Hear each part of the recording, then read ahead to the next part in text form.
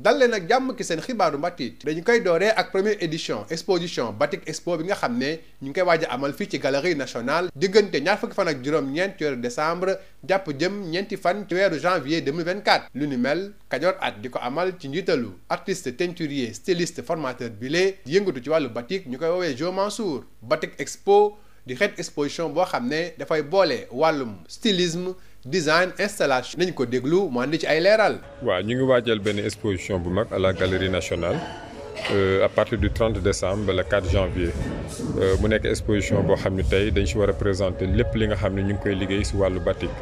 donc boo déggee batik nag pour ñu ko xamul cuub la rek cuub la boo xam ne dañ ci créer ay dessins avec la cire boo ko déggee mooy sondel donc ñu war ko amal sa galerie nationale ànd seek ay partenaires yoo xam ne vraiment ñu ngi siy gunge. waaw alors lan mooy programme exposition bi lan la mos nar a am durant journée yooyu noonu. waaw exposition la boo xam ni maanaam ñu ngi koy amal sur une semaine mais boo xoolee tey bis gën a am solo nag mooy cérémonie d'ouverture bi parce que cérémonie d'ouverture bi vernissage la mais également dañ ci sargal ay doomu aadama yi nga xam ni tey ñoom dañu gunge woon ci yoon bi ba dara nekkulee dara ba nga xam ni ñun amuñu benn doole. muy Siré Cissé nekk direction des arts muy Massamba Gueye docteur Massamba Gueye muy Kalidou Kassé artiste peintre muy Fatima Fall CRDS bu Saint-Louis ñu nekk ay nit ñi nga xam ne vraiment tey bu ñu demee ba war a mën a exposer à la galerie nationale ñoom bokk nañu su ñi nga xam ne ñoom ñoo ñu jàppale woon quoi vraiment. donc journée la boo xam ni c'est une occasion pour ñu delloo leen njukkal. mais également aussi dinañu jox ay prix ñeenti jigéen yoo xam ne ñu ngi leen tànn à travers le Sénégal muy Casamance Saint-Louis Thiès ak région de Pout département de Pout. ñu nekk ay jigéen yu jàmbaare ñu formé woon leen ci wàllu batik. mais li ñu remarqué mooy bi ñu leen formé ñoom teggiwuñu seen loxo au contraire dañu gën a ànd ak cawarte loolu nag dafay am solo. ñu motiver leen motivation bi moo waral tey ñoom ñu tànn leen indi leen ñu bokk ci exposition bi bokk ci cérémonie bi de lancement bi d'ouverture bi ñu war leen nominer vraiment pour créer une motivation ci ñi nga xam tey jii ñu ngi leen di tàggat ci wàllu batik. journée FENAF ñu ngi koy waajal aussi parce que FENAF la fédération des acteurs industriels du cuir ñoom kenn ku ci nekk da nga am sa benn journée spéciale. ñi nga xam ne ñooy yëngu ci wàllu der parce que der boo ko waxee tamit dafay ànd ak habillement donc ñooñu dañ leen boole ci programme bi le 2 janvier ñoom seen journée la donc le 3 janvier aussi waa FENAF dinañu def seen journée mu nekk aussi journée bu mag parce que waa FENAF ñu ngi koy préparer mais en même temps aussi may wax ni FENAF ñun membre lañu mais en même temps dañu nekk partenaire u Kajoor Batik. waaw Kajoor Batik mooy structure bi nga xam ne ñun ñoo ànd di liggéey donc FENAF tey dafa ñëw nekk suñu partenaire. pour jàppale ñu ci événement bi. alors ku wax batik wax tissu wax li nga xam ne mooy solu batik tissu loo xam ne fii lañ koy defaree fii lañ koy liggéeyee alors ban message ngay lancer nit ñi askan wi population yi autorités yi ci ñu jàppale consommer local bi ak artisans yi nekk Sénégal. waaw xam nga batik dafa nekk produit bu am solo tey boo xoolee Sénégal li ñuy exporter ci batik dafa bari te xamuñu ni am na seen ay doomu réew yu nekk fii mën koo liggéey donc loolu mu nekk xaalis boo xam ne mi ngi génn dem bitim réew te mënoon des ci réew mi loolu moo tax tey ñu mën a benn combat pour fexe képp kuy doomu sénégalais nga commencer consommer produit boobu. alhamdulilah biñ ko tàmbalee ba léegi ñu ngi ciy gis avancement moo tax ñu yàgg ci métier bi tey ñi nga xam ne xamuñu woon batik xam nañu batik ñi ko dul woon sol ñu ngi koy sol tey ñu ngi. exporté ñun lu ñuy liggéey fii tey ñu ngi koy exporté ñu ngi génn réew mi di dem kon ça veut dire que ni mi ngi avancé donc lu des rek mooy autorités yi jàpp ci liggéey bi naka lañ ciy jàppee mooy ñoom tamit ñuy consommer lu teinturier yi di liggéey ñuy liggéey batik di liggéey ñi artisans yi di liggéey parce que ñoom aussi ay nit la ñoo xam ne tey xëy na lu ñu sol nit ñi toppandoo leen ci donc tey ñoom seen devoir la ñoom ñu ñëw di jënd li artisans yi di consommer surtout les produits en batik.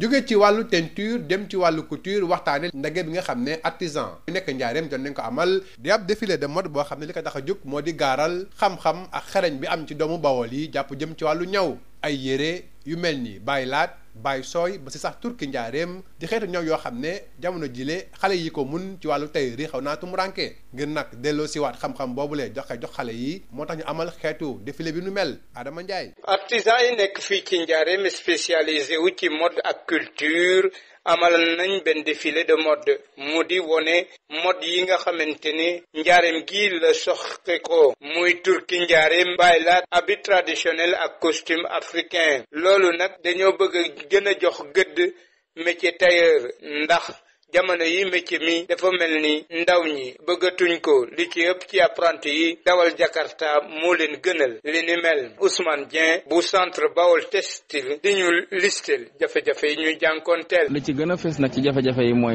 ñàkk accompagnement wala nga ñàkk ku la appuyer ci yi ngay def ñu ngi ciy taal ay loxo autorités yi fi nekk waaye jàppandal gi amagut il faut rek nga gëm sa bopp wala nga gëm sa dëkk xam ne kat fii laa dëkk war naa fee taxaw tem ni yeneen dëkk yi taxawee moo la koy tax a def xam ne ñu ngi ci biir métier mi te seen jàng métier nangootuñ koo def ñu ci bari ñu ngi dugg ci Jakarta yi loolu lépp Baol Textile di seet nu mu ciy defee ay séminaire nu mu ciy bay waaram nu ñuy soññante waat ak xale yi nu ñuy defit ba téye métier mi niñ ko fekke woon sunu waajur yi ak sunu maam yi téye ko képp ku tudd Jurbel tudd ñaw fii xam nañ ne turki njaareem fi la amee bàyyi laat bàyyi sooy ñoom ñëpp ñoo ko créé woon ñaw ko ñu tudde leen tur wi. artisan yooyu sax samp nañu benn centre de formation de couture la ko tax a jóg nag mooy fexe tàggat ndaw ñi ba ñu mën leen wutu. Diourbel Sud FM Adama Ndiaye. fii la ñu ndar keppee seen xibaaru mbatit jërë ngeen jëf ci déglu bi. Bonjour et bienvenue dans votre journal de la culture. Première édition du Batik Expo à l'initiative de Kadior Art dirigé par le styliste, maître teinturier et formateur en batik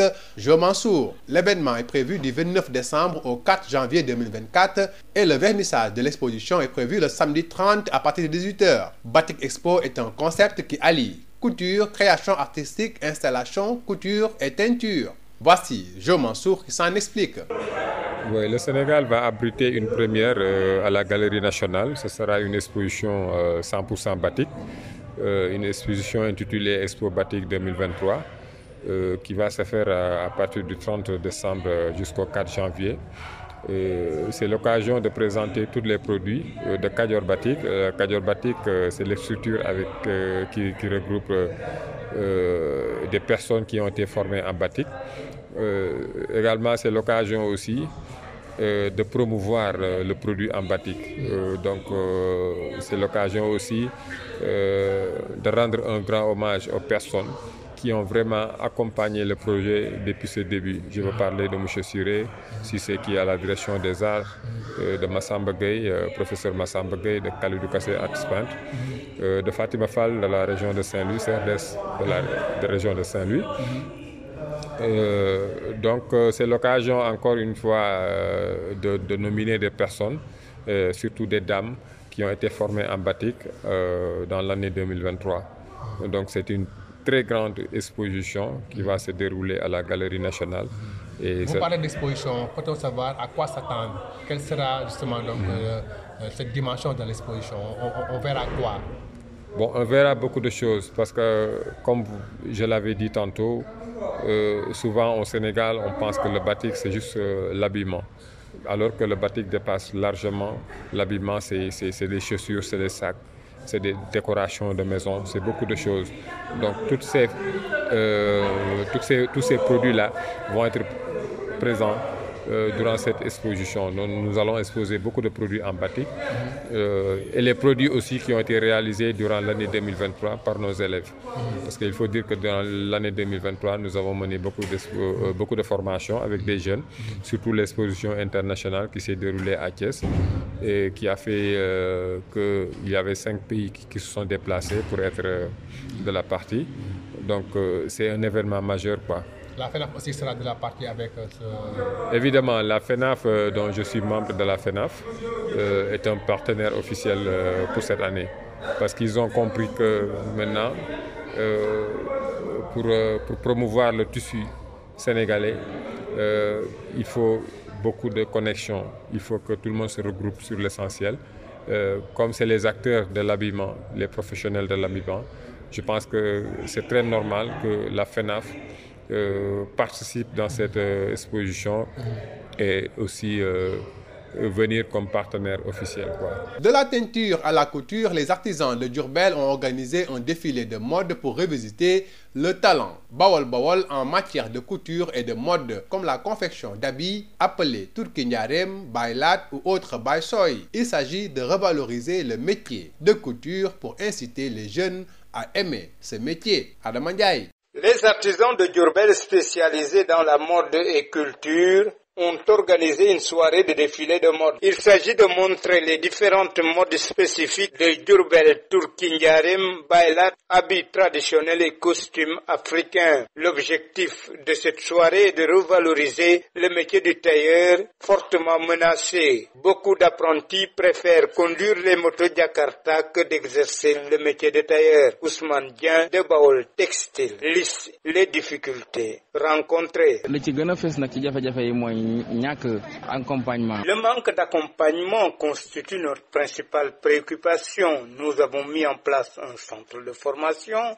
Il y a de cela 3 ans, c'est notre GIE qui a créé de ses propres moyens ces initiatives. Nous tendons la main aux autorités, mais jusqu'à présent, il n'y a pas encore de solution. Beaucoup de jeunes ne veulent plus exercer le métier à cause de la conduite de moto Jakarta. Nous sommes en train de tout faire pour donner le métier de couture son lustre d'antan avec la création des modes Turki Ndiarème, Baylat, Baysoy. Les artisans de Diourbel ont même mis en place un centre de formation de couture pour permettre aux plus jeunes d'assurer la relève. Diourbel, Sud FM, Adama Ndiaye. C'est la fin de votre journal de la culture. Merci de l'avoir suivi.